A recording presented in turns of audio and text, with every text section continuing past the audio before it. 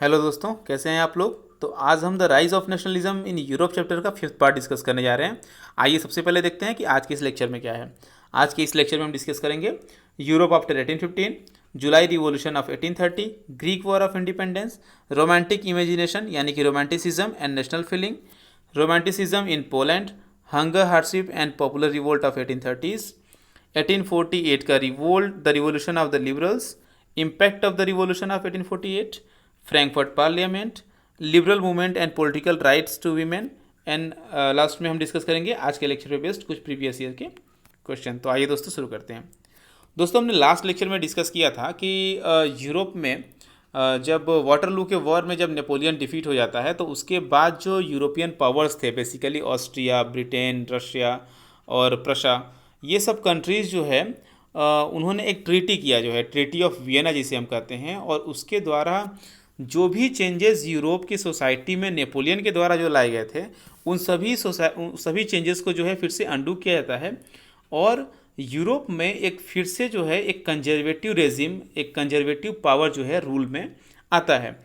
तो यूरोप में 1815 के बाद जो है कंजर्वेटिव जो रेजिम था, जो कंजर्वेटिव पावर था, वो कोशिश करते हैं कि जो उनका पावर है उसको ज़्यादा से ज़्यादा जो है वो इंक्रीज करते जाएं। दूसरी चीज़ है, जो इसी समय जब ये सब चीज़ें हो रही थी, जब कंजर्वेटिव रेजिम अपने पावर को इंक्रीज कर रहे थे, तो बहुत सारे जो लोग थे, जो लिबरल्स आइडिया वाले थे, जो नेशनलिस्ट के आइडिया वाले लोग थे, ये लोग रिवॉल्यूशन से जुड़े हुए थे। यानी कि उस समय ऐसी सोसाइटी थी कि अगर आप लिबरल व्यक्ति हैं, आप एक नेशनलिस्ट फीलिंग वाले व्यक्ति हैं, आपके अंदर नेशनलिज्म की फीलिंग है, यानी कि आप एक रिवोल्यूशनरी व्यक्ति हैं, आप जो है आंदोलनकारी व्यक्ति हैं और आप रिवोल्यूशन के बारे में सोचते हैं, ऐसी एक सोसाइटी उस समय यूरोप में थी। और रिवॉल्यूशन जो उस समय हो रहे थे वो सभी जो है लिबरल नेशनलिस्ट के द्वारा लीड किए जा रहे थे, जिसमें कि बेसिकली एजुकेटेड मिडिल क्लास के जो है एलिट क्लास के लोग हुआ करते थे। अब इसमें कौन से लोग थे एजुकेटेड मिडिल क्लास में? इसमें थे प्रोफेसर्स, टीचर्स, क्लर्क्स, इसके अलावा जो है जो भी कमर्शियल मिडिल क्लास था, जो कि इंडस्ट्रियलाइजेशन के बाद जो आता है सोसाइटी में, ये लोग जो है वहाँ के एजुकेटेड मिडिल क्लास के लोग थे, जो कि लिबरल और नेशनलिस्ट लोग थे जो है। अब इसके बाद हमको एक बहुत ही इंपॉर्टेंट टॉपिक पढ़ना है, जुलाई रिवॉल्यूशन ऑफ 1830। इसको हम जुलाई रिवॉल्यूशन इसलिए बोलते हैं क्योंकि ये 1830 के जुलाई मंथ में हुआ था। दोस्तों, मैंने पिछले लेक्चर में आपको बताया था जो है कि 1815 का जब ट्रीटी ऑफ वियना होता है तो उसके बाद जिन जिन जगहों से नेपोलियन के द्वारा बर्बन डायनेस्टी को ख़त्म कर दिया गया था, उन सभी जगहों पे फिर से बर्बन डायनेस्टी को जो है ला दिया जाता है। यानी कि जैसे कि फ्रांस में, स्पेन में, सिसिलीज में मैंने आपको बताया था कि उन सभी जगहों पे जो है बर्बन डायनेस्टी फिर से आता है। और फ्रांस में बर्बन डायनेस्टी का 1815 में किंग बनता है कौन? उसका नाम था लुई 18th। ठीक है। और लुई 18th जो है बाद में 1824 में जो है वो एक्सपायर कर जाता है। उसके बाद जो है चार्ल्स द 10th जो है वहाँ का किंग बनता है। लेकिन बाद में जो है 1830 में जब जो है जुलाई रिवॉल्यूशन होता है तो फिर से जो है लिबरल नेशनलिस्ट के द्वारा जो है जिसको जो बर्बन डायनेस्टी जो है, जो बर्बन किंग रिस्टोर की गई थी पावर में 1815 में, उसको फिर से जो है ओवरथ्रो कर दिया जाता है। यानी कि जो है उसको सत्ता से जो है 1830 के जुलाई रिवॉल्यूशन के माध्यम से जो है सत्ता से जो है बर्बन डायनेस्टी को फ्रांस से फिर से ख़त्म कर दिया गया और वहाँ पे एक नया राजा आता है जिसका नाम है लुई फिलिप। ठीक है, ये है लुई फिलिप का फोटो। अब हम देखते हैं एक बहुत ही फेमस व्यक्ति, ड्यूक मेटरनिक, नाम जाना पहचाना है क्योंकि मैंने आपको पिछले लेक्चर्स में बताया था कि जो ट्रीटी ऑफ वियना हुआ था उसका होस्ट जो है ड्यूक मेटरनिक ही था, क्योंकि जो है ये ऑस्ट्रिया का प्रिंस हुआ करता था उस समय। तो इसका एक बहुत ही फेमस स्टेटमेंट है, ये कहता है कि when France नीजेस rest of Europe catches cold. मतलब इसको ध्यान से एक बार सुनिए, जो है ये बहुत ही इंपॉर्टेंट है और इसको समझना बहुत जरूरी है। जो ड्यूक मेटरनिक कहता है, ड्यूक मेटरनिक कहता है कि when France नीजेस rest of Europe catches cold, यानी कि जब फ्रांस छींकता है तो पूरे यूरोप को सर्दी हो जाती है। तो ऐसा तो हो नहीं सकता कि फ्रांस तो कोई व्यक्ति है नहीं जो छींक दे और पूरे यूरोप को जो है सर्दी हो जाए, पूरे यूरोप को कोल्ड हो जाए। तो इसके कहने का मतलब ये है कि अगर फ्रांस में कोई भी एक्टिविटी होती है, कोई भी स्पेशली रिवॉल्यूशनरी एक्टिविटी होती है, तो उसका इम्पैक्ट जो है पूरे यूरोप के ऊपर पड़ना तय है। इसीलिए वो कहता है कि जब जब फ्रांस छिकेगा, जब when France नीजेस rest of Europe catches cold. तो मैंने अभी आपको बताया कि 1830 में जुलाई रिवॉल्यूशन जो हुआ है, जो जुलाई मंथ में जो रिवॉल्यूशन हुआ है, जिसके द्वारा बर्बन डायनेस्टी को हटा दिया गया फ्रांस से, तो आप समझ लीजिए कि उसका पहला स्टेटमेंट जो मैटरनिक है वो कंप्लीट हो गया। अब फ्रांस ने छीक दिया है, फ्रांस है स्नीजेस, तो अब कुछ तो होगा, यूरोप को सर्दी लगेगी। तो हुआ भी जो है 1830 में जब फ्रांस से बर्बन डायनेस्टी को हटा दिया गया, तो उसके बाद जो है यूरोप में बहुत सारे पार्ट्स में जो है डिफरेंट रिवॉल्यूशन शुरू हो गए। बहुत सारे लोगों ने, बहुत सारे कंट्रीज़ में जो है बहुत सारे टेरिटरीज़ में लोगों ने कोशिश किया कि वो भी अपने यहाँ से जो है मोनार्कीज़ को ख़त्म करें, लेकिन मोस्ट ऑफ द जो रिवॉल्यूशंस थे उसको जो है कुचल दिया गया वहाँ के कंजर्वेटिव पावर के द्वारा। लेकिन एक रिवॉल्यूशन जो है वो सफल रहा। वो रिवॉल्यूशन था बेल्जियम का रिवॉल्यूशन, जो मैंने आपको लास्ट लेक्चर में बताया था कि जब ट्रीटी ऑफ वियना हुआ था, तो फ्रांस के बॉर्डर्स के एरिया पे जो है बहुत सारे किंगडम्स को जो है सेट कर दिया गया था कि इसलिए कि फ्रांस जो है फ्यूचर में कभी अपने टेरिटरी को एक्सपेंड ना कर पाए, दूसरे के टेरिटरी में जो है वो एंटर ना कर पाए। तो उसी समय जो है, जो ब्रुसेल्स है, जो आज के समय में जो बेल्जियम का कैपिटल है, वो एरिया जो है, जो बेल्जियम का एरिया है, वो किंगडम ऑफ नीदरलैंड को दे दिया गया। तो हुआ क्या था जो है, हुआ क्या इस समय जो है कि जब जुलाई रिवॉल्यूशन हुआ 1830 का, तो उस समय जो है बेल्जियम में भी जो है एक रिवॉल्यूशन स्टार्ट हुआ, और फाइनली जो है ये सक्सेसफुल रिवॉल्यूशन रहा, और बेल्जियम जो है जुलाई में ही जो है यूनाइटेड किंगडम ऑफ नीदरलैंड से वो अलग हो गया, और वो एक इंडिपेंडेंट नेशन उस समय बन गया था। ठीक है, तो ये मैंने आपको मैप के थ्रू बताया कि यहाँ पे ब्रुसेल्स है और ये किंगडम ऑफ नीदरलैंड है, और 1830 में ये उससे अलग हो गया। तो ये वही बात है कि मतलब जो मैटरनिक जो कहता है कि when France नीजेस rest of Europe catches cold, France में कुछ हुआ तो उसका असर जो है यूरोप में पड़ा। अब एक बहुत ही इंपॉर्टेंट एक वॉर हम देखेंगे, ग्रीक वॉर ऑफ इंडिपेंडेंस। एक बहुत ही इंपॉर्टेंट टॉपिक है दोस्तों, ये समझना बहुत ज़रूरी है, क्योंकि इसका ग्रीक वॉर ऑफ इंडिपेंडेंस का इम्पैक्ट पूरे यूरोप पे पड़ा जो है। हम यूरोप ही नहीं कहीं बल्कि जो है पूरे वर्ल्ड पे इसका इम्पैक्ट पड़ा था। तो क्या था ग्रीक वॉर ऑफ इंडिपेंडेंस, इसको हम समझने की कोशिश करते हैं। इसका जो सबसे बड़ा इंपॉर्टेंस है ग्रीक वॉर ऑफ इंडिपेंडेंस का, क्या था इसको हम देखेंगे। पहले इंपॉर्टेंस इसका देख लेते हैं। इसका सबसे बड़ा जो इंपॉर्टेंस है वो ये था कि ये पहली बार ऐसा हुआ यूरोप में कि जो नेशनलिज्म की जो फीलिंग थी वो मिडिल क्लास से निकल करके और वहाँ के एजुकेटेड एलिट क्लास के पास पहुँच गई। यानी कि जो यूरोप का जो एलिट क्लास था, एलिट क्लास का मतलब है जो सोसाइटी का जो उच्च वर्ग था, आप कह सकते हैं जैसे जो क्लर्जी ग्रुप है या जो नोबेलिटी ग्रुप है, इन लोगों के बीच में जो है नेशनलिज्म की फीलिंग जो है पॉपुलर होने लगी। तो ऐसा क्या था ग्रीक वॉर ऑफ इंडिपेंडेंस में कि इसने नेशनलिज्म की फीलिंग को जो है एलिट क्लास तक पहुंचा दिया। तो आइए उसको समझने की हम कोशिश करते हैं। ये दोस्तों आज के यूरोप का मैप है। यहाँ पे आपको पता होगा जो है कि यहाँ पे जो है मेडिटेरेनियन सी है यहाँ पे, और मेडिटेरेनियन सी के ऊपर जो है यूरोप है, नीचे अफ्रीका है, और इसके ईस्ट में जो है एशिया है। तो मेडिटेरेनियन सी के ऊपर ही जो है यहाँ पे कंट्री है ग्रीस। ठीक है, जिसे हम हिंदी में बोलते हैं यूनान। ठीक है, तो हुआ क्या जो है, ग्रीस एम्पायर जो है हमेशा से तो ग्रीस जो कंट्री है वो हमेशा से तो इंडिपेंडेंट कंट्री थी नहीं। ये पहले जो है 15th सेंचुरी से जो है ओटोमन एम्पायर के कंट्रोल में हुआ करती थी। ओटोमन एम्पायर के का ये पार्ट हुआ करता था जो है। तो ये है ओटोमन एम्पायर का टेरिटरी, मैंने बताया था। ये है मेडिटेरेनियन सी और ये है ग्रीस, जो उस समय ओटोमन एम्पायर का एक पार्ट हुआ करता था 15th सेंचुरी से। अब ग्रीक वॉर ऑफ इंडिपेंडेंस के बारे में देखते हैं। ठीक है, तो जो रिवोल्यूशनरी जो नेशनलिज्म की जो फीलिंग यूरोप में डेवलप हुई, उसकी एक चिंगारी कहिए, उसका एक स्पार्क जो है पहुंचा 1821 में जो है ग्रीक में। यानी कि जो ग्रीस के जो पीपल थे, जो पीपल थे, ग्रीस के लोगों को हम ग्रीक कहते हैं, तो जो ग्रीक पीपल थे उनके अंदर भी जो है नेशनलिज्म की फीलिंग आई, और उन्होंने कोशिश करना शुरू किया कि अब हमें भी जो है एक इंडिपेंडेंट कंट्री बनना है, और हमें जो है ओटोमन एम्पायर से जो है बाहर निकलना है, और ओटोमन एम्पायर का पार्ट बन के हमको नहीं रहना है। तो इसके लिए जो है ट्राई करना उन्होंने शुरू किया। जब ग्रीक्स में रहने वाले लोगों ने जो है जब इसके लिए प्रयास करने शुरू किए, तो इनको सबसे पहले सपोर्ट मिला उन ग्रीक पीपल से जो कि एग्जाइल पे थे। यानी कि जिन लोगों ने जो है पहले कुछ इस तरीके से रिवोल्यूशनरी अटेम्प्ट्स लिए थे और उनको देश से बाहर निकाल दिया गया था, एग्जाइल कर दिया गया था, तो उन लोगों ने सपोर्ट किया। इसके अलावा उनको बहुत सारे यूरोपियन से जो है, जो वेस्टर्न यूरोपियन जो कंट्रीज़ थे उनसे सिंपैथीज मिली। वेस्टर्न यूरोपियन कंट्रीज़ में आप बेसिकली इसमें काउंट कर सकते हैं, जैसे उस समय जर्मनी, जो जर्मन स्टेट था, फ्रांस था, ब्रिटेन था, इन सब कंट्रीज से जो है, नेशन से जो है, इनको बहुत ज़्यादा सपोर्ट मिला।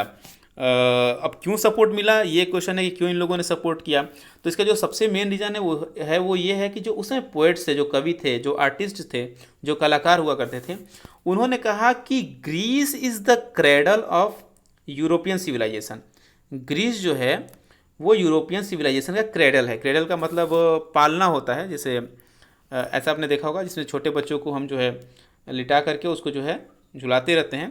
तो कहा गया कि इसको हम क्रेडल बोलते हैं। तो कहा गया कि जो है, जो पोएट्स थे उन लोगों ने लिखा कि जो है ग्रीस जो है वो यूरोपियन सिविलाइजेशन का क्रेडल है, यानी कि जो यूरोपियन सिविलाइजेशन जो आज के समय में हम देख रहे हैं उसका बचपन ग्रीस है। तो अब क्यों ऐसा कहा, ऐसा कहने के पीछे रीज़न ये था कि आप पढ़ेंगे जो है कि ग्रीस एक बहुत ही पहले महान देश हुआ करता था। जो है आप हिस्ट्री पढ़िए, पॉलिटिक्स पढ़िए, कोई भी सब्जेक्ट पढ़िए, इन्वेंशंस के बारे में पढ़िए, तो आपको ग्रीस के लोगों के नाम आते हैं, जैसे अरिस्टोटल है, अरस्तु है, सोक्रेट्स यानी कि सुकरात है। तो बहुत सारे महान लोग यूनान में हुए। तो उन्होंने बहुत सारे खोजें की, बहुत सारे अपने विचार रखे, बहुत सारे फिलोसफीज़ वहाँ से जन्म लेती हैं। तो जो आज का जो हम यूरोप देखते हैं, जो कि बहुत डेवलप्ड है, बहुत जो है चाहे वो टेक्निकली हो या जो है वैचारिक रूप से हो या किसी भी अन्य साइंस के रूप में हो, किसी भी रूप में जो हम आज डेवलपमेंट देखते हैं यूरोप का, तो कहीं ना कहीं उसकी शुरुआत जो है वो ग्रीस से हुई। इसलिए कहा गया कि Greece is the cradle of European civilization. तो क्रेडल है तो उसको बचाना तो पड़ेगा ही जो है। तो बहुत सारे लोग सामने आते हैं, डिफरेंट डिफरेंट कंट्रीज से फंडिंग होती है, बहुत सारे लोगों ने पैसे इकट्ठे किए बहुत सारे देशों में, चाहे वो ब्रिटेन हो, रशिया हो, आपका फ्रांस है, जर्मनी है आज के समय का। तो इन सभी जगहों पे लोगों ने फंडिंग किया, पैसे इकट्ठा करना शुरू किया, ताकि जो है ग्रीक वॉर ऑफ इंडिपेंडेंस को वो सपोर्ट कर सके। तो बहुत सारे लोग जो थे अपने देशों को छोड़ करके और ग्रीस में आना शुरू कर दिए और वहाँ की लड़ाई में वो पार्टिसिपेट करने लगे। ऐसे ही एक व्यक्ति थे बहुत ही फेमस, जिनका नाम था लॉर्ड बैरोन। लॉर्ड बैरोन बहुत ही फेमस इंग्लिश पोएट हैं, यानी कि इंग्लैंड के ये पोएट हैं। तो इन्होंने जो है बाद में अपने देश को छोड़ा और ये जो है ग्रीस में चले आए और वहाँ पे जो है फाइट करना शुरू किया, वॉर में पार्टिसिपेट करना शुरू किया। लेकिन कुछ ही समय बाद so sad means very bad, ये हुआ जो है बुरा, एक दुखद चीज़ हुआ कि 1824 में जो है इनको बुखार हुआ और ये जो है वहीं पे इनका देहांत हो गया। ये हैं, ये व्यक्ति जो है आप सेंटर में देख रहे हैं, ये है लॉर्ड बैरोन, जो उस समय ग्रीक में पहुँचे हैं। तो उस समय इसको पोर्ट्रेट किया गया है कि जब लॉर्ड बैरोन जो है ग्रीस में पहुँचते हैं तो ग्रीक पीपल जो है इनका जो है बहुत ही जोरदार तरीके से स्वागत करते हैं। लेकिन ये ठीक है, इनका डेथ तो हो गया, लेकिन उसके बाद जो है ये एक जो वॉर था, ग्रीक वॉर ऑफ इंडिपेंडेंस था, ये कंटिन्यू रहा, बहुत सारे देशों का सपोर्ट मिलता रहा और फाइनली जो है 1832 में ट्रीटी ऑफ कॉन्स्टेंटिनोपल होता है। कॉन्स्टेंटिनोपल जो हिंदी में जो बच्चे बुक्स पढ़ रहे होंगे उसमें कस्तूनतूनिया लिखा होगा। तो जो कस्तूनतूनिया की संधि थी, या इंग्लिश में कहे तो ट्रीटी ऑफ जो कॉन्स्टेंटिनोपल था, उसने जो है फाइनली जो है रिकॉग्नाइज किया ग्रीस को एज एन इंडिपेंडेंट नेशन, यानी कि 1832 में ग्रीस एक इंडिपेंडेंट नेशन बना और यह ओटोमन एम्पायर से जो है उसके कंट्रोल से बाहर आया जो है, यानी कि वो ओटोमन एम्पायर से फ्रीडम उसको मिल गया। अब एक अगला टॉपिक पढ़ेंगे। अब देखिए इसने क्या किया, जो है जो ये मूवमेंट है, जो ग्रीक वॉर ऑफ इंडिपेंडेंस का जो मूवमेंट था जो है, इसने सोसाइटी के अंदर, जो यूरोपियन सोसाइटी के अंदर एक रोमांटिक इमेजिनेशन लेके आया। रोमांटिक इमेजिनेशन का मतलब कि है कि एक कल्चरल मूवमेंट लेके आया, जिसको हम बोलते हैं रोमांटिसिज्म। रोमांटिसिज्म एक्चुअली जो है एक कल्चरल मूवमेंट है। देखिए जब भी हम बात करते हैं कि यूरोप में मूवमेंट हुआ, या हम कहीं किसी भी देश के बारे में बात करते हैं कि यहाँ पे मूवमेंट हुआ, रिवॉल्यूशन हुआ, लोगों ने जो है एम्पायर के अगेंस्ट में जो है रिवोल्ट किया, तो सीधे जो चीज़ हमारे दिमाग में आती है कि लोगों के पास हथियार रहे होंगे, उन लोगों ने उनके ऊपर हमला किया होगा। लेकिन पूरे आप विश्व में देखिए जो रिवॉल्यूशन हुए हैं, जो मोनार्कीज़ के अगेंस्ट में या किसी भी जो है कॉलोनियल जो पावर्स रहे हैं उनके अगेंस्ट में जो रिवोल्ट हुए हैं, उसमें सिर्फ हथियारों के बल पे लड़ाई नहीं हुई है, उसमें एक जो है कल्चरल मूवमेंट भी चला है। जैसे एग्जांपल के लिए आप इंडिया का कॉन्टेक्स्ट लीजिए। इंडिया में जैसे कि हम देखते हैं भारत माता के पिक्चर बनाना, ये कब बनाया गया? ये बनाया गया जब ब्रिटिशर्स के अगेंस्ट में हम मूवमेंट कर रहे थे, तो लोगों के अंदर एक फीलिंग आए कि हाँ हम किसके लिए लड़ रहे हैं, तो चलो ये भारत माता है, इनके लिए हम लड़ रहे हैं। हमने बहुत सारे गीत लिखे, हमने जो है लिखे, वंदे मातरम लिखा। तो ये सब जो चीज़ें की जा रही थी, यही कल्चरल मूवमेंट है। यानी कि आप कल्चर के थ्रू जो है, सॉन्ग्स के थ्रू, डांस के थ्रू, ड्रामा के थ्रू, प्ले के थ्रू आप जो है लोगों के अंदर नेशनलिज्म की फीलिंग को डेवलप करते हैं। तो इसी को हम बोलते हैं कल्चरल मूवमेंट, या इसको हम बोलते हैं रोमांटिसिज्म। तो कल्चर जो था वो आइडिया ऑफ नेशन, इसको जो है क्रिएट करने में एक बहुत ही इंपॉर्टेंट रोल प्ले करता है। अब इसमें क्या चीज़ें आती हैं? इसमें मैंने बताया कि आर्ट, पोएट्री, स्टोरीज, म्यूज़िक, ये सभी चीज़ें, इन सब ने जो है लोगों को हेल्प किया कि आप अपनी जो नेशनलिज्म की फीलिंग है उसको ज़रूरी नहीं है कि आप लड़के ही निकालिए, उसको आप आर्ट के थ्रू, पोएट्री के थ्रू, स्टोरीज़ के थ्रू, म्यूजिक के थ्रू भी जो है उसको आप एक्सप्रेस कर सकते हैं। तो बहुत सारे जो उस समय जो रोमांटिक आर्टिस्ट थे, यानी कि जो कल्चरल मूवमेंट को सपोर्ट करने वाले जो आर्टिस्ट थे, उन्होंने जो रीज़न और साइंस है उसके ग्लोरिफिकेशन को क्रिटिसाइज़ किया। उन्होंने कहा कि हर चीज़ विज्ञान और हर चीज़ जो है तर्क से हम नहीं समझ सकते हैं।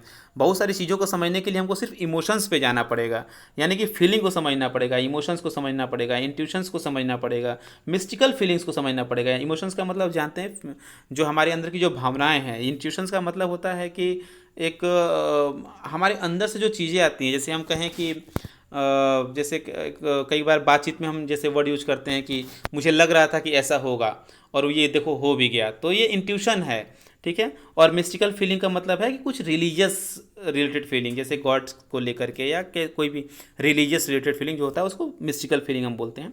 तो उन्होंने कहा जो है, जो रोमांटिक आर्टिस्ट थे, इन्होंने कहा कि हर चीज़ जो है रीज़न और साइंस से नहीं हम देख सकते हैं।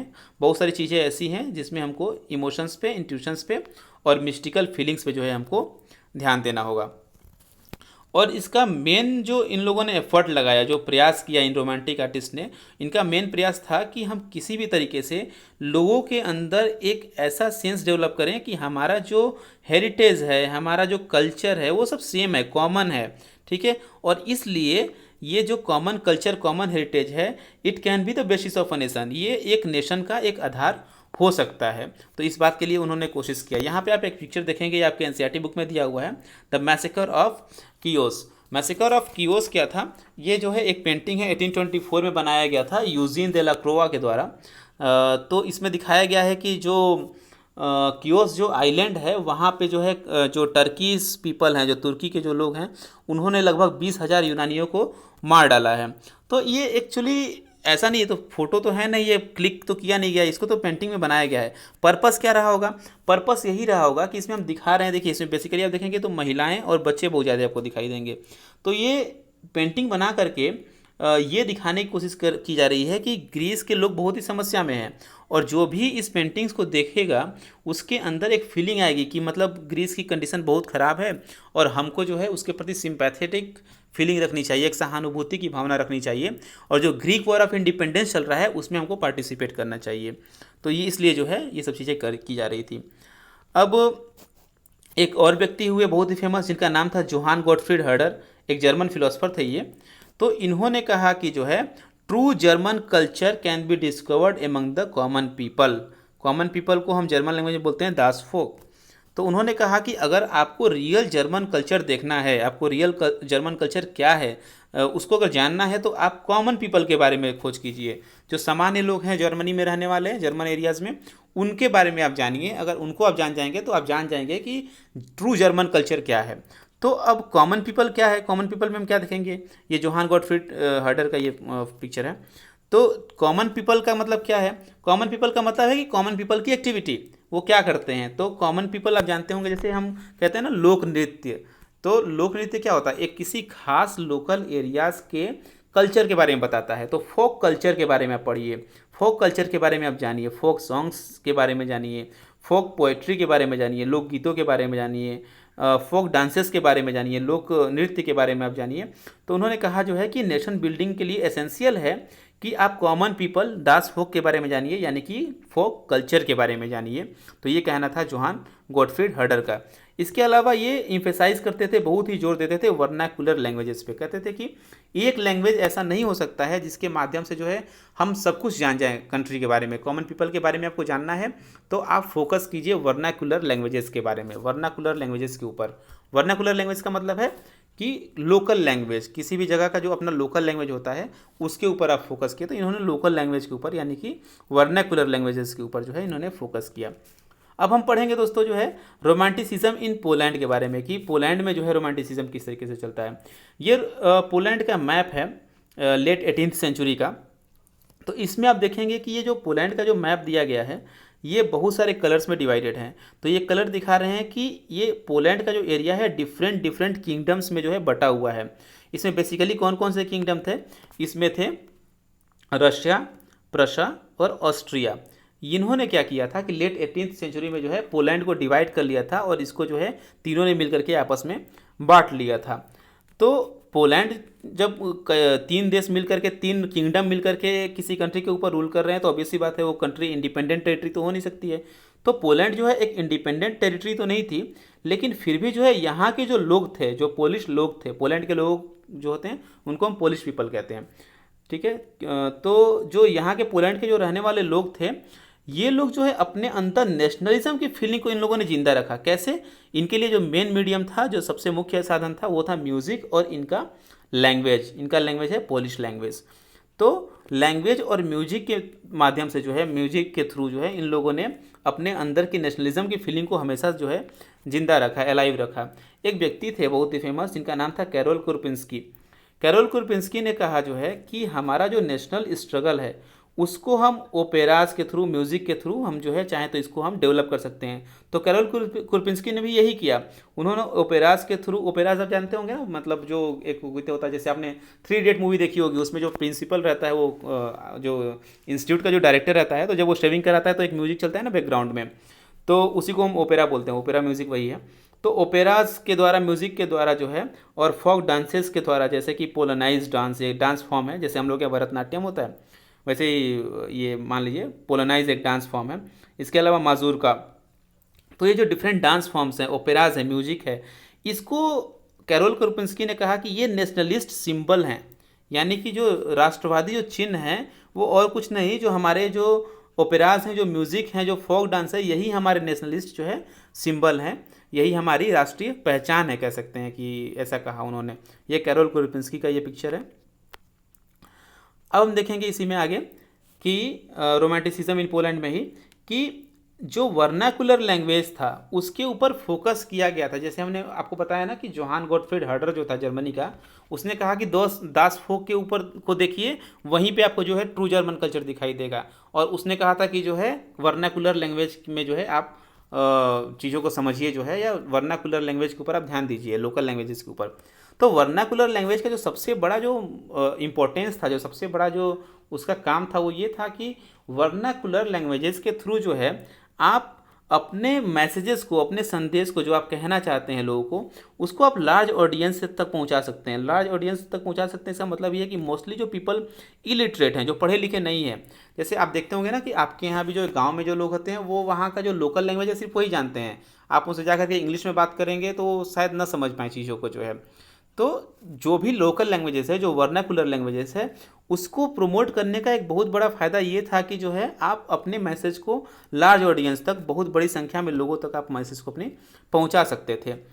और इसलिए जो है लैंग्वेज ने नेशनलिस्ट सेंटीमेंट को डेवलप करने में एक बहुत बड़ा रोल प्ले किया। क्यों? क्योंकि जो है आप अपनी बात को जो है बड़ी संख्या में लोगों तक पहुँचा सकते हैं, ये कारण था। अब देखिए, अब जब रशियन एम्पायर के जो लोग हैं, या जो ऑस्ट्रियन एम्पायर के जो लोग हैं, जो कि पोलैंड के ऊपर जो रूल कर रहे हैं, तो वो भी जानते हैं कि ये लोग लैंग्वेज को यूज करेंगे और इंडिपेंडेंट मूवमेंट को जो है जारी रखेंगे। तो जो रशियन ऑक्यूपेशंस के एरियाज थे, जहाँ पे रशियन लोग रूल करते थे, पोलिश, वहाँ पे उन्होंने क्या किया, जो पोलिश लैंग्वेज था, यानी कि जो पोलैंड का लैंग्वेज था, उसको उन्होंने कोशिश किया कि स्कूल से उसको हम बाहर कर दें, यानी कि स्कूल में जो है पोलिश लैंग्वेज में ना पढ़ाया जाए, बल्कि जो है रशियन लैंग्वेज में पढ़ाया जाए। तो हर जगह जो है समय के साथ रशियन लैंग्वेज में पढ़ाया जाने लगा और पोलिश लैंग्वेज को धीरे धीरे जो है पोलैंड से ही ख़त्म करने की कोशिश की गई रशियन एम्पायर के द्वारा। बाद में 1831 में पोलैंड के लोगों ने एक आर्म्ड रिबेल किया, एक सशस्त्र विद्रोह किया, यानी कि हथियारों के साथ एक विद्रोह किया रशियन रूल के अगेंस्ट में। लेकिन बाद में वो जो है वो आंदोलन उनका जो है वो रिबेल जो था वो कुचल दिया गया, क्रश्ड कर दिया गया। और बहुत सारे, लेकिन ऐसा हुआ जो है कि इस जो रोमांटिसिज्म का जो मूवमेंट चल रहा था ये उस समय सफल तो नहीं हुआ, लेकिन एक चीज़ ज़रूर हो गया, एक चीज़ हमको समझ में आई उस समय जो है कि लैंग्वेज को भी जो है एक हम नेशनल रेसिस्टेंट के वेपन के रूप में, एक हथियार के रूप में हम लैंग्वेज को यूज कर सकते हैं। और इसी चीज़ को दिखाया वहाँ के क्लर्जी ग्रुप ने। क्या किया उन्होंने कि जब भी क्लर्जी का मतलब आप जानते होंगे, आपने क्लास 9 में भी पढ़ा होगा जो है कि क्लर्जी हम बोलते थे जो चर्च से जुड़े हुए लोग थे, पादरी लोग, बिशप्स जो थे, उनको हम क्लर्जी ग्रुप में रखते थे। तो जो क्लर्जी ग्रुप के लोग थे वो लोग लैंग्वेज को एज अ वेपन यूज करते थे नेशनल मूवमेंट के दौरान जो है। किस तरीके से कि जब भी चर्च में गैदरिंग होती थी लोगों की, तो वहाँ पे वो अपने रिलीजियस इंस्ट्रक्शन जो देते थे, जो धार्मिक जो उपदेश देते थे, वो पोलिश लैंग्वेज में देते थे। और इस तरीके से उन्होंने पोलिश लैंग्वेज को जिंदा रखा। और पोलिश लैंग्वेज में जब आप किसी बात को रखते थे उस समय, तो एक अलग फीलिंग आती थी लोगों के अंदर, लोग उससे जुड़ते थे पोलैंड के लोग जो है। तो इस तरीके से चर्च के लोगों ने जो है इसका यूज किया। लेकिन प्रॉब्लम क्या थी कि जब रशियन एम्पायर को, रशियन अथॉरिटीज़ को ये बात पता चलती थी कि किस प्रिस्ट ने या किस बिशप ने जो है रशियन लैंग्वेज का यूज नहीं किया, पोलिश लैंग्वेज का यूज किया लोगों को बात करने में, तो वो उन्हें जेल में डाल देते थे या सीधे जो है साइबेरिया भेज देते थे। साइबेरिया जो है रशिया का ऊपर वाला पार्ट है, नॉर्थ वाला पार्ट है, जो बिल्कुल जो है बर्फ़ से जमा हुआ एरिया है, तो वहाँ भेज देते थे। लोग वहीं पे जो है कुछ समय बाद जो है एक्सपायर कर जाते थे। तो ये प्रॉब्लम वो लोग फेस करते रहे। लेकिन एक चीज़ हम समझ गए इस रोमांटिसिज्म मूवमेंट जो पोलैंड में चला, कि पोलिश लैंग्वेज जो था, यूज ऑफ पोलिश लैंग्वेज, ये एक तरीके से पोलैंड के लिए जो है symbol of struggle against the Russian dominance हुआ। यानी कि रशियन जो प्रभुसत्ता थी, रशियन जो डोमिनेंस था रशिया का पोलैंड के ऊपर, उसके अगेंस्ट में आंदोलन करने के लिए, स्ट्रगल करने के लिए पोलैंड के लोगों ने पोलिश लैंग्वेज को एक वेपन के तरीके से यूज किया। तो ये था दोस्तों रोमांटिसिज्म इन पोलैंड। अब हम देखेंगे 1830s के समय का हंगर, हार्डशिप और पॉपुलर रिवोल्ट। हम देखेंगे किस तरीके से 1830s का जो डिकेड था, यानी 1830 के बाद का जो समय था, और 1848 1848 तक का जो समय था, उसमें किस तरीके से हंगर यानी भूखमरी ने और कठिन जीवन ने किस तरीके से बहुत सारे रिवोल्ट को जन्म दिया। तो हुआ क्या जो है, जो शुरुआती जो समय था 19वीं सेंचुरी में आएगा 1830। मैंने आपको लास्ट लेक्चर में मैंने बताया था आपको जो है कि सेंचुरी जब हम बात करते हैं ना कि 19वीं सेंचुरी का मतलब हुआ 1801 से लेकर के और 1900 तक, ठीक है। तो जो अर्ली 19वीं सेंचुरी था, उस समय जो है अर्ली जो 19वीं सेंचुरी था, उस समय यूरोप की जो पॉपुलेशन थी वो तेज़ी से बढ़ रही थी, बहुत ही पॉपुलेशन जो है तेज़ी से इंक्रीज हो रही थी। अब पॉपुलेशन बढ़ने से क्या हो रहा था कि अनएम्प्लॉयमेंट बढ़ रहा था। अनएम्प्लॉयमेंट बढ़ने से क्या हो रहा था, जो रूरल एरियाज़ में, जो गांव के एरियाज़ में जो रहने वाले लोग थे, वो अर्बन एरियाज़ में धीरे धीरे शिफ्ट हो रहे थे। और एक और प्रॉब्लम जो यूरोप के लोग फेस कर रहे थे, बस इंग्लैंड के लोग उस प्रॉब्लम को नहीं फेस कर रहे थे, वो ये था कि इंग्लैंड में, मैंने आपको बताया था पिछले लेक्चर्स में कि इंग्लैंड में जो है इंडस्ट्रियलाइजेशन सबसे पहले शुरू हुआ। तो इंग्लैंड में जब इंडस्ट्रियलाइजेशन शुरू हुआ तो इसका मतलब यही है कि वहाँ पे बहुत जल्दी जो है मशीनों से चीज़ें बनने लगी। और जो सबसे ज़्यादा इंडस्ट्रियलाइजेशन का जो इम्पैक्ट पड़ा वो था टेक्सटाइल इंडस्ट्री के ऊपर। कपड़े जो है वो मशीनों से बनने लगे। तो जब कपड़े मशीनों से बनने लगे तो इंग्लैंड में तो कपड़े मशीन से बन रहे हैं, लेकिन यूरोप के जो बाकी पार्ट्स हैं वहाँ पे कपड़े अभी भी जो है हाथ से बुन रहे हैं। बुनकर लोग जो मशीनों का, जो हाथ से चलने वाली मशीनों का यूज कर रहे हैं, आधुनिक मशीनों का यूज नहीं हो पा रहा है। तो इंग्लैंड में जो कपड़े बनते थे वो आधुनिक मशीनों से बनते थे, तो वो जो है कम समय में बनते थे, अच्छी क्वालिटी के बनते थे। और चूंकि कम समय में बन रहे हैं, कम मेहनत में बन रहे हैं, इसलिए जो है वो चीप रेट पे, कम दाम में जो है वो दूसरे देशों में एक्सपोर्ट होने लगे। जब वो इंग्लैंड में बने हुए कपड़े जो है, मशीन से बने हुए कपड़े दूसरे देशों में एक्सपोर्ट होने लगे, तो दूसरे देशों के लोग जो हाथ से काम करते थे, जो है कपड़े बनाते थे, बुनकर थे, उन लोगों ने बहुत ज़्यादा कंपटीशन उन लोगों ने महसूस किया और धीरे धीरे इससे उनको प्रॉब्लम होने लगी, क्योंकि जो है वो उनके जो प्रोडक्ट थे वो महंगे होते थे और वो मार्केट में जो है कम्पीट नहीं कर पाते थे इंग्लैंड के मशीन से बने हुए कपड़ों से। तो ये भी एक प्रॉब्लम थी।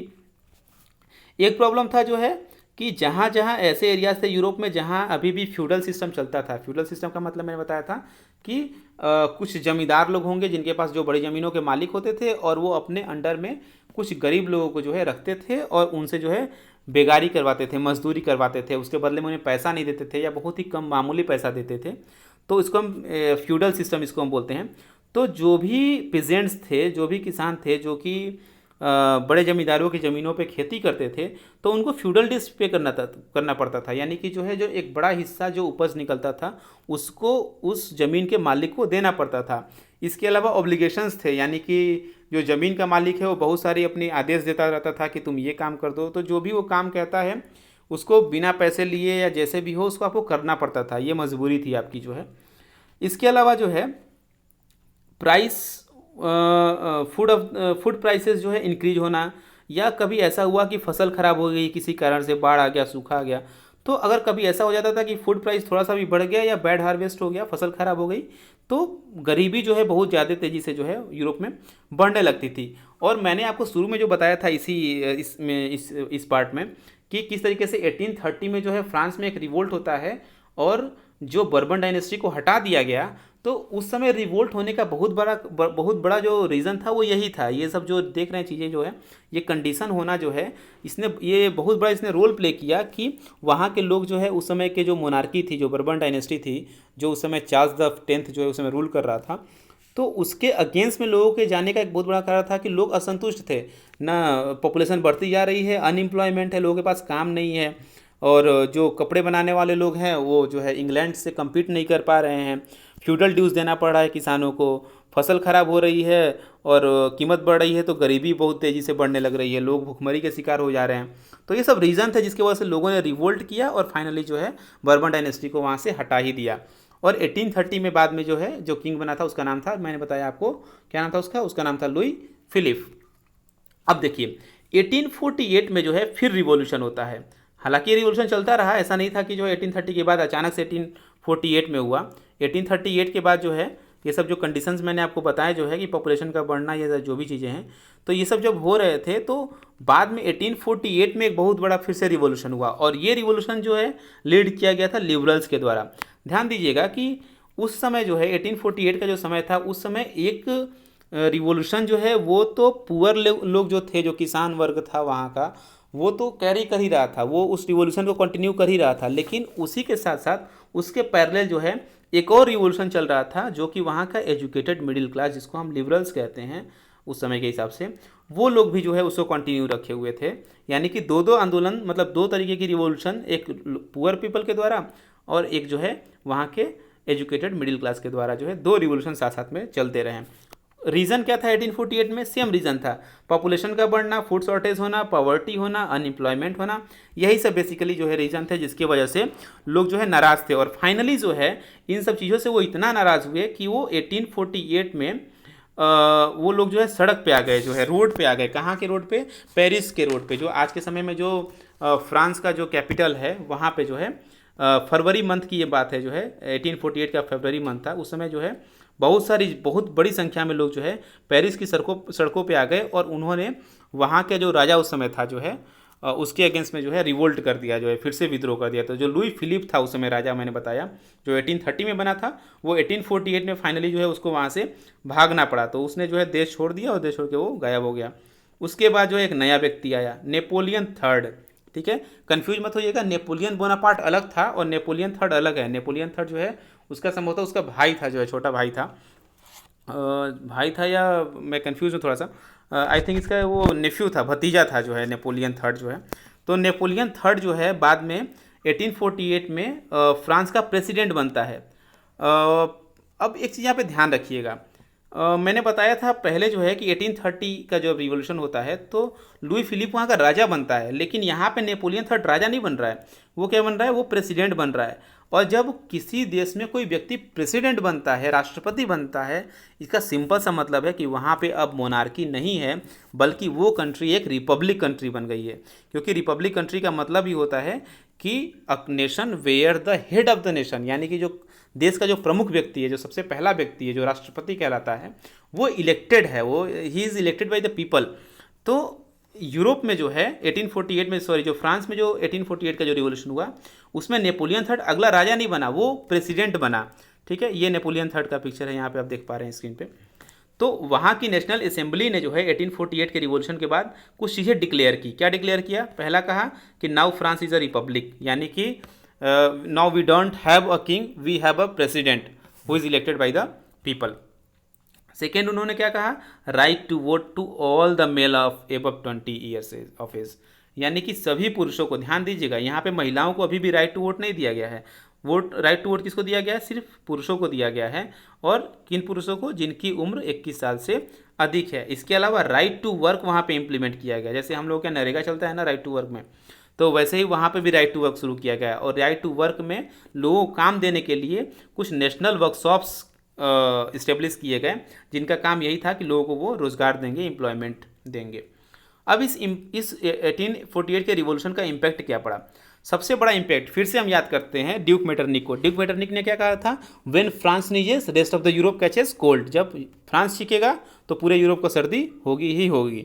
तो अब 1848 में जब फ्रांस में कुछ चेंज हुआ है तो असर तो पड़ेगा, बाकी जो यूरोप के जो पार्ट्स हैं वो भी जो है कुछ ना कुछ जो है सर्दी का असर दिखाएंगे, मतलब कुछ ना कुछ रिवोल्ट तो करेंगे ही। तो बेसिकली हुआ क्या कि जब फ्रांस में जो है फ्रांस एक रिपब्लिक कंट्री बन गया, जो है वहाँ पे एक राजा के जगह पे एक राष्ट्रपति आ गया, तो जो बाकी जो स्टेट्स थे, जो टेरिटरीज थे, उन्होंने भी जो है अपना आंदोलन जो है शुरू कर दिया। उन्होंने जैसे कि जर्मन एरियाज़ थे, जो इटालियन एरियाज़ थे, पोलैंड का जो एरिया था, एस्ट्रो हंगरियन एम्पायर था, सो जो ये सब एम्पायर जहाँ पे रूल करते थे, इन लोगों ने भी जो है, यहाँ के लोगों ने भी जो है फिर आंदोलन करना शुरू किया। और इन्होंने भी कहा कि अब हमको कॉन्स्टिट्यूशनलिज्म चाहिए, यानी कि हमको रूल ऑफ द कॉन्स्टिट्यूशन चाहिए, अब हमको राजा नहीं चाहिए, हमें एक संविधान चाहिए और संविधान का रूल होगा, ठीक है। और नेशनल यूनिफिकेशन होना चाहिए। नेशनल यूनिफिकेशन का यहाँ पे क्या मतलब है? यहाँ पे इसका मतलब ये है कि जो भी एरियाज़, जो भी टेरिटरीज ऐसे हैं जहाँ पे एग्जांपल के लिए जर्मन लैंग्वेज बोला जा रहा है, तो उन सभी जर्मन लैंग्वेज बोलने वाले एरियाज़ को मिला दो और एक जर्मनी बना दो। जहाँ पे इटालियन लैंग्वेज बोला जा रहा है उसको मिला करके इटली बना दो। तो ये नेशनल यूनिफिकेशन की बात हुई। और साथ ही साथ उन्होंने कहा कि कॉन्स्टिट्यूशनलिज्म, यानी कि जो है संविधानवाद होना चाहिए, कॉन्स्टिट्यूशन का रूल होना चाहिए, न कि एक राजा का रूल होना चाहिए। इसके अलावा उन्होंने कहा कि जब नेशन स्टेट बनेगा तो वो पार्लियामेंट्री प्रिंसिपल्स पे बनेगा। पार्लियामेंट्री प्रिंसिपल्स उन्होंने क्या कहा कि एक कॉन्स्टिट्यूशन होगा, एक संविधान होगा, फ्रीडम ऑफ प्रेस होगा, यानी कि जो मीडिया होगी, जो प्रेस होगा, वो आज़ादी के साथ, फ्रीडम के साथ अपनी बात को रख सके, यानी कि उसके ऊपर कोई सेंसरशिप ना हो। सेंसरशिप मैंने पिछले लेक्चर्स में बताया था आपको सेंसरशिप का क्या मतलब होता है। और फ्रीडम ऑफ एसोसिएशन हो, यानी कि हम अपना ग्रुप बना सकें, अपना यूनियन बना सकें, अपना संगठन बना सकें, पॉलिटिकल पार्टीज़ को फॉर्म कर सकें, तो ये आज़ादी हमको जो है मिलनी चाहिए। तो ये सब डिमांड जो है 1848 के रिवॉल्यूशन के बाद जो है यूरोप के बाकी पार्ट्स ने जो है करने शुरू कर दिए। अब इसी का एक इम्पैक्ट था फ्रैंकफर्ट पार्लियामेंट। 1848 के इस रिवॉल्यूशन का इम्पैक्ट था। फ्रैंकफर्ट पार्लियामेंट क्या था कि जर्मन जो एरियाज़ थे, वहाँ के जो मिडिल क्लास के लोग थे, मिडिल क्लास जो पीपल थे, उन लोगों ने क्या किया कि वो सिटी ऑफ फ्रैंकफर्ट, यानी जो फ्रैंकफर्ट जो शहर था, आज के समय में जर्मनी में पड़ता है, तो जो फ्रैंकफर्ट शहर था वहाँ पे सभी के सभी जो है, जो मोस्टली जो मिडिल क्लास के पीपल थे, वो लोग इकट्ठा हुए और उन्होंने डिसाइड किया कि हम एक काम करते हैं, वोटिंग करेंगे और वोट करके एक हम जर्मनी का, मतलब जितने भी जर्मन स्टेट हैं जहाँ पे जर्मन लैंग्वेज बोला जाता है, पूरे जर्मन स्टेट का जो है एक नेशनल असेंबली बनाएंगे, एक जो है एक तरीके से कहे तो एक पार्लियामेंट बनाएंगे। तो इन्होंने ऐसा किया, जो है इन्होंने पहले डिसाइड किया और फिर वोटिंग किया, और वोटिंग करके जो है इन्होंने 831 इलेक्टेड मेंबर्स जो है चुने, जो है 831 मेंबर्स को जो है इन्होंने इलेक्ट किया। और 18 मई 1848 को, ये ध्यान रखिएगा सभी चीज़ें 1848 में ही हो रही हैं, तो 18 मई 1848 को जो मेंबर्स चुने गए थे 831 मेंबर्स, ये लोग जो है मार्च करते हुए पहुंचते हैं कहाँ पे? फ्रैंकफर्ट पार्लियामेंट में। तो पार्लियामेंट तो उस समय कोई बिल्डिंग थी नहीं, तो वहाँ पे एक चर्च था, सेंट पॉल चर्च, तो सेंट पॉल चर्च को ही जो है वहाँ का पार्लियामेंट में कन्वर्ट कर दिया गया। चूँकि ये फ्रैंकफर्ट शहर में था तो इसलिए बोला गया इसको फ्रैंकफर्ट पार्लियामेंट। तो वो लोग वहाँ पे पहुँचे। वहाँ पे पहुँचने के बाद उन्होंने क्या किया? उन्होंने एक कॉन्स्टिट्यूशन ड्राफ्ट किया, उन्होंने एक संविधान बनाया। और संविधान में क्या कहा? संविधान में कहा कि हमारा एक मोनार्की होगा।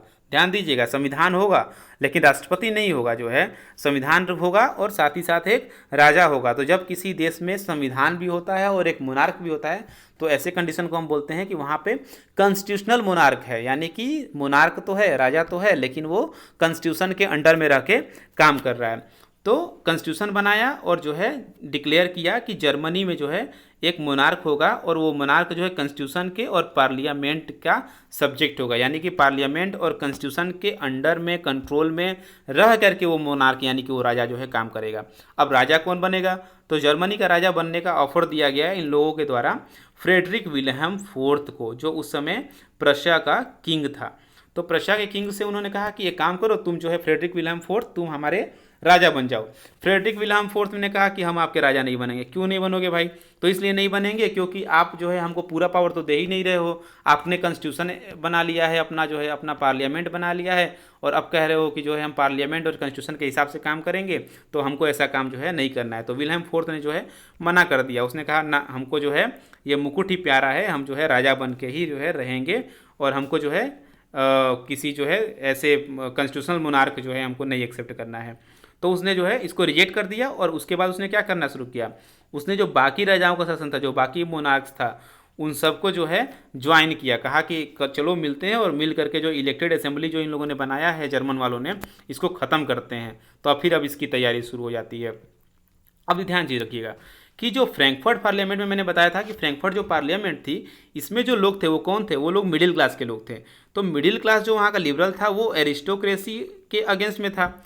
यानी कि सिंपल सी बात है, जब आप एरिस्टोक्रेसी के अगेंस्ट में, एरिस्टोक्रेसी का मतलब है कि जो सोसाइटी में जो है उच्च वर्ग के जो लोग हैं, जो हाई क्लास के जो लोग हैं, तो मिडिल क्लास जो है हाई क्लास को पसंद नहीं करता है। तो एरिस्टोक्रेटिक पीपल जो थे, मिलिट्री वाले जो लोग थे, वो लोग जो है हमेशा से जो है पार्लियामेंट, जो फ्रैंकफर्ट पार्लियामेंट था, जो मिडिल क्लास के द्वारा बनाया गया था, इसके ओपोज में थे।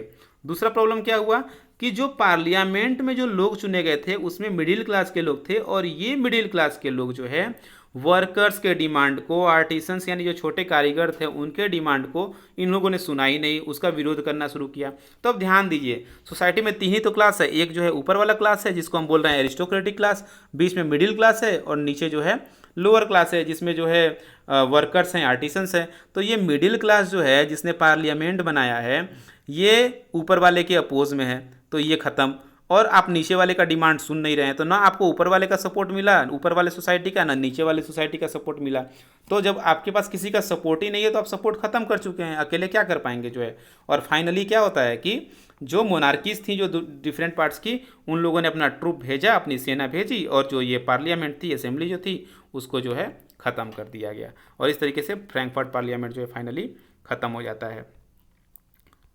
तो अब ध्यान रखिएगा जो है कि फ्रैंकफर्ट पार्लियामेंट जो है वो ख़त्म हो गया। इसके बाद इसका एक कंसिक्वेंस होता है। इसका कंसिक्वेंस क्या होता है कि जो मोनार्कीज़ जो थी वहाँ पे जो काम कर रही थी, जो कंजर्वेटिव्स जो रेजिम मैंने बताया जो है, जो रूढ़िवादी जो ताकतें थी, उनको एक चीज़ रियलाइज़ हो गया कि अब जो है यूरोप में ये जो रिवॉल्यूशन समय समय के साथ हो रहे हैं, कि 1789 में हुआ, फिर 1815 में थोड़ा बहुत हुआ, उसके पहले तक, उसके बाद 1830 में रिवॉल्यूशन हुआ, उसके बाद से लगातार चलते चलते फिर 1848 में फिर रिवॉल्यूशन हो गया। तो इनको एक चीज़ समझ में आ गया कि जो है ये रिवॉल्यूशन जो है वो रुकने वाला नहीं है, ये रिवॉल्यूशन जो है ऐसे ही जो है वो चलते रहेगा। तो इन्होंने कहा कि अब इसका एक ही तरीका है। इसका तरीका क्या है? इनको मतलब रियलाइज़ हुआ कि जो ये साइकिल ऑफ रिवॉल्यूशन है, इसको अगर ख़त्म करना है, इसको हमको एंड करना है, तो इसका एक ही तरीका है कि हम बहुत सारे कंसेशंस दे, बहुत सारी छूट दे, किसको? लिबरल नेशनलिस्ट पीपल को। जब तक हम लिबरल नेशनलिस्ट को जो है हम कोई छूट नहीं देंगे, कोई हम अधिकार नहीं देंगे, तब तक ये लोग ऐसे ही आंदोलन करते रहेंगे। इसीलिए आप देखेंगे कि 1848 के बाद बहुत सारी जो ऑटोक्रेटिक मोनार्कीज़ थी, जो सेंट्रल और ईस्टर्न यूरोप में जो काम कर रही थी, उन लोगों ने जो है अपने सोसाइटी में बहुत सारे चेंजेस लाने शुरू किए। और इसमें चेंजेस में बेसिकली क्या थे, यहाँ पे थोड़ा सा प्रिंटिंग, यहाँ पे थोड़ा सा स्लाइड दिखने में दिक्कत हो रहा है। इन्होंने क्या किया कि जो सर्फडम था, सर्फडम मैंने आपको बताया था, सर्फडम का मतलब है भूदासत्व, इन सब चीज़ों को जो है उन लोगों ने सोसाइटी से ख़त्म करना शुरू किया। सर्फडम को ख़त्म किया, जो स्लेवरी था उसको ख़त्म किया जो है। तो सोसाइटी में बहुत सारे चेंजेस जो है इस तरीके से इंट्रोड्यूस करने इन ऑटोक्रेटिक मोनार्कीज़ ने शुरू कर दिए, और सोसाइटी जो है धीरे धीरे बदलने लगी। अब एक हम इम्पॉर्टेंट टॉपिक देखेंगे कि लिबरल मूवमेंट जो हो रहा था यूरोप में, उसने जो है महिलाओं के अधिकार के बारे में क्या काम किया। अब एक चीज़ ध्यान रखिएगा कि जो लिबरल मूवमेंट था उसमें हमेशा से जो है महिलाओं को अधिकार देने की बात तो होती रही, लेकिन एक बहुत ही कंट्रोवर्शियल टॉपिक था लिबरल मूवमेंट्स के अंदर। जो यानी कि जो लिबरल पीपल थे, जो मतलब लिबरल तो हम उनको कहते हैं ना, जो सोसाइटी के अंदर चेंज लाना चाहते हैं, जो चाहते हैं कि सोसाइटी जैसे पहले की तरह है वैसी ना रहे, यानी कि तो सोसाइटी जो पहले की थी उसमें तो महिलाओं को अधिकार दिया नहीं गया। तो लिबरल लोगों को तो चाहिए था कि जो है हम महिलाओं को अधिकार दें, लेकिन फिर भी जो है इन लोगों ने जो है महिलाओं को कोई अधिकार नहीं दिया। तो एक तरीके से कंट्रोवर्शियल टॉपिक था कि आप लिबरल हैं, सोसाइटी में चेंज लाना चाहते हैं, लेकिन फिर भी जो है आप महिलाओं को कोई अधिकार नहीं दे रहे हैं। और नहीं देने का जो मुद्दा था ये कंट्रोवर्शियल क्यों था? क्योंकि जो महिलाएं थी वो बहुत अच्छी संख्या में जो है जो भी एक्टिविटीज़ हो रही थी बहुत कई सालों से उसमें एक्टिवली पार्टिसिपेट कर रही थी। यानी कि जो मूवमेंट जो है लिबरल लोग कैरी कर रहे थे उसमें महिलाओं का एक बहुत बड़ा योगदान था। ठीक है, महिलाओं ने बहुत सारे पॉलिटिकल एसोसिएशंस बनाए, बहुत सारे न्यूज़पेपर शुरू किए, और जो भी पॉलिटिकल मीटिंग होती थी, जो भी प्रदर्शन होते थे, डिमॉन्स्ट्रेशन होते थे, उसमें वो बहुत एक्टिवली पार्टिसिपेट करती थी। ठीक है, तो जब जब ये फ्रैंकफर्ट पार्लियामेंट जब बनाया गया 1848 में, तो फ्रैंकफर्ट पार्लियामेंट में आप देखेंगे कि जो जो मेंबर्स जो चुने गए थे फ्रैंकफर्ट पार्लियामेंट के लिए, उसमें एक भी महिला नहीं थी, सभी पुरुष थे, क्योंकि महिलाओं को चुने जाने का अधिकार दिया ही नहीं गया। तो चुने जाने का अधिकार तो बहुत बात की बात है, उनको चुनने का भी अधिकार नहीं दिया गया, उनको राइट टू वोट भी नहीं दिया गया। तो उनको सफ्रेज राइट यानी कि राइट टू वोट भी जो है डिनाई कर दिया गया कि आपको वोट भी नहीं देना है। मतलब चुना तो आप तो आपको हम चुनेंगे तो है ही नहीं जो है फ्रैंकफर्ट पार्लियामेंट के लिए, आप वोट भी नहीं देंगे, ना चुनने का अधिकार ना चुने जाने का अधिकार। ठीक है, तो जब फ्रैंकफर्ट पार्लियामेंट जो है जब बैठी जो है सेंट पॉल चर्च में, तो वहाँ पे जो है आप देखेंगे कि नीचे की तरफ जो मेंबर्स बैठे हुए थे उसमें सभी के सभी पुरुष थे, और ऊपर की जो गैलरी थी यहाँ पे महिलाओं को खड़ा कर दिया गया, कहा गया कि चलो यहाँ खड़े रहो और खड़े होकर के देखते रहो कि क्या हो रहा है। तो एक तरीके से जो विजिटर्स गैलरी थी, जो दर्शकों के लिए जो गैलरी बनाई गई थी, सिर्फ उसी में जो है उनको खड़े होकर के सिर्फ देखने का अधिकार दिया गया। तो एक तरीके से महिलाओं को कोई जो है लिबरल मूवमेंट के दौरान उस समय जो है महिलाओं को कोई अधिकार जो है इन लोगों के द्वारा नहीं दिया गया। तो दोस्तों इतना ही था चैप्टर में। आइए देखते हैं कुछ प्रीवियस ईयर के क्वेश्चंस। 1 मार्क के क्वेश्चन जो एक है 2017 में पूछा गया है। Who remarked when France नीजेस rest of the Europe catches cold? किसने कहा कि जो है जब फ्रांस सीखता है तो पूरे यूरोप को सर्दी हो जाती है? कई बार मैंने रिपीट कर दिया है, उम्मीद है कि आपको ये याद हो गया होगा। किसने कहा the true German culture is to be discovered among common people? किसने कहा कि जो है जो ट्रू जर्मन कल्चर है वो कॉमन पीपल में जो है आप खोज सकते हैं? तो मैंने इसको भी डिस्कस किया। Which treaty recognised Greece as an independent nation? In which year? कब जो है ग्रीस एक इंडिपेंडेंट कंट्री बना? ये बना जो है 1832 में। ठीक है, कौन सी ट्रीटी के द्वारा वो आपको बताना है। नेक्स्ट है जो है 3 या 5 मार्क्स के क्वेश्चन में इस टाइप के क्वेश्चन बार बार रिपीट होते हैं, बहुत इंपॉर्टेंट क्वेश्चन 2016, 17, 19 में पूछा गया है। Describe the role of romanticism यानी कि cultural movement in developing nationalist feeling among Europeans during the 19th century? तो आप इसको लिख सकते हैं कि 1800 के बाद किस तरीके से रोमांटिसिज्म ने नेशनलिस्ट फीलिंग को डेवलप करने में मदद किया। Describe any 3 economic hardship faced by Europe in 1830s? तो मैंने आपको 6-7 बताया जो है कौन कौन से प्रॉब्लम थे। एक एग्जांपल के जैसे बता दे रहा हूँ, जैसे कि पॉपुलेशन का इंक्रीज होना, तो ऐसी बहुत सारी प्रॉब्लम्स थी, तो इसको आपको यहाँ पे लिखना है। दूसरा है how far it is correct to say that the time period from 1830s to 1848 saw hunger, hardship, revolt? तो एक टॉपिक ही था जिसको मैंने डिस्कस किया, तो उसी को यहाँ पे आपको एक्सप्लेन करना है। ये एग्जाम्पल, ये बहुत इंपॉर्टेंट क्वेश्चन है, 2015-16 दोनों पूछा गया है। अगला क्वेश्चन है the period between 1830 to 1848 is called the age of revolutions in Europe and characterized by hunger and hardship, give any 5 reason? तो आपको बताना है कि 1830 से 1848 का जो समय था उसको एज ऑफ रिवॉल्यूशंस क्यों कहते हैं, ऐसा क्या हुआ कि इसको हम एज ऑफ रिवॉल्यूशन कह रहे हैं, और इसमें क्या क्या कैरेक्टरिस्टिक थे हंगर और हार्डशिप के, वो आपको लिखने हैं। अगला है the development of nationalism did not come about only through wars and territorial expansion. Culture played an important role in creating idea of the nation. यानी कि कल्चर ने जो है आइडिया ऑफ द नेशन को डेवलप करने में, create करने में एक बहुत ही इंपॉर्टेंट रोल प्ले किया। फिर से वही सेम क्वेश्चन है ये कल्चर मूवमेंट का, यानी कि रोमांटिसिज्म पे बेस्ड है, तो वही आंसर है इसमें भी आपको लिखना है। अगला क्वेश्चन है 2016 में पूछा गया है how did nationalism develop through culture in Europe, Europe में कल्चर के द्वारा किस तरीके से, सेम क्वेश्चन है, रिपीटेड क्वेश्चन है। देखिए आप इसको, आप क्वेश्चंस देख आपको समझ में आ रहा होगा कि एक ही क्वेश्चन है, आंसर सबका सेम होगा, लेकिन बस वही है कि अलग अलग तरीके से बार बार पूछा गया है। तो आपको कन्फ्यूज नहीं होना है कि इसमें क्या लिखेंगे और दूसरे में क्या लिखेंगे, सबका आंसर एक है, ठीक है। बस क्वेश्चन को जो है थोड़ा सा ट्विस्ट कर दिया गया है। नेक्स्ट क्वेश्चन है, how did culture play an important role in creating the idea of a nation in Europe. Same question है, इसमें भी कुछ अलग नहीं है, तो आंसर सबका सेम होगा। तो दोस्तों आज के इस लेक्चर में इतना ही। अगर आपको कोई भी डाउट होगा तो आप कमेंट बॉक्स में हमें ज़रूर बताइएगा, मैं उसका आंसर जो है तुरंत देने की कोशिश करूँगा।